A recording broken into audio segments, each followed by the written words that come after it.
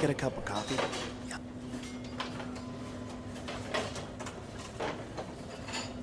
How are you?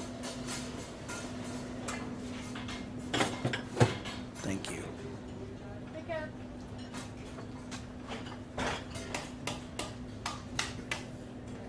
Psalm 23, David says, "Though I walk through the valley of the shadow of death, I will fear no evil." The valley. It is a depression or an extended canyon that seems to go in one direction. It seems like it would go on forever.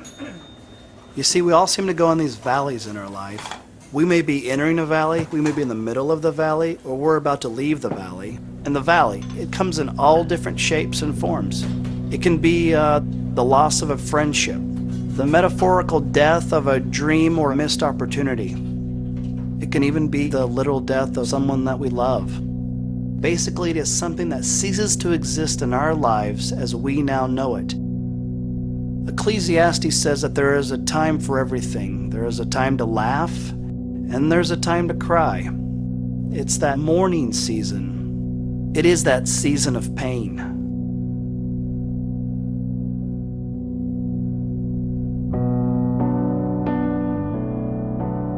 Everyone hurts at some point. We all feel the pain of experiencing the valley of the shadow of death. When we are in the midst of pain, it feels like it goes on forever. There's no relief in sight. I'm not talking about having a bad day or even a big inconvenience. I'm talking about those seasons when the pain hurts in our bones, in our gut, into the very core of who we are. So where do we go when we mourn? Where do we go with those thoughts of pain and those wounds?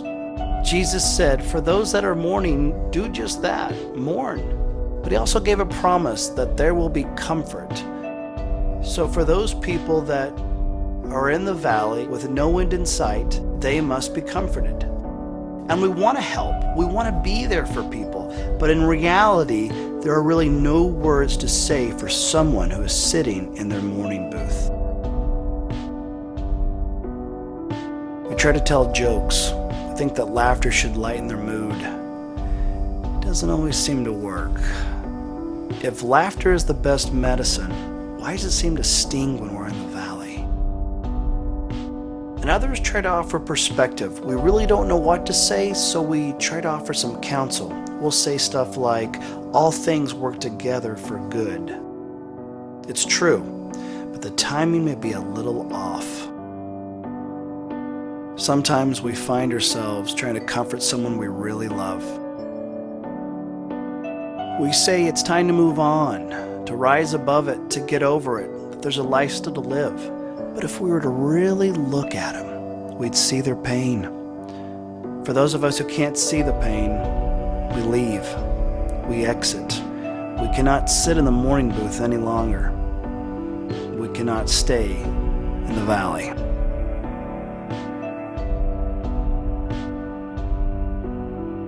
Everyone must take their turn in the mourning booth. However, they shouldn't have to do it alone. Paul calls out the cry for the followers of Jesus. Mourn with those who mourn. Carry one another's burdens. We must get in close proximity of the person in pain. Never underestimate the power of your presence. When a person is seated in their mourning booth, there is something eternal and gently and quietly taking a seat next to the wounded. St. Francis said, share Jesus with others, and if you have to, use words. You see, you don't have to use words at all. It can make all the difference in the world when someone is willing to sit and share in the pain, the sorrow, and the hurt. It is a holy response.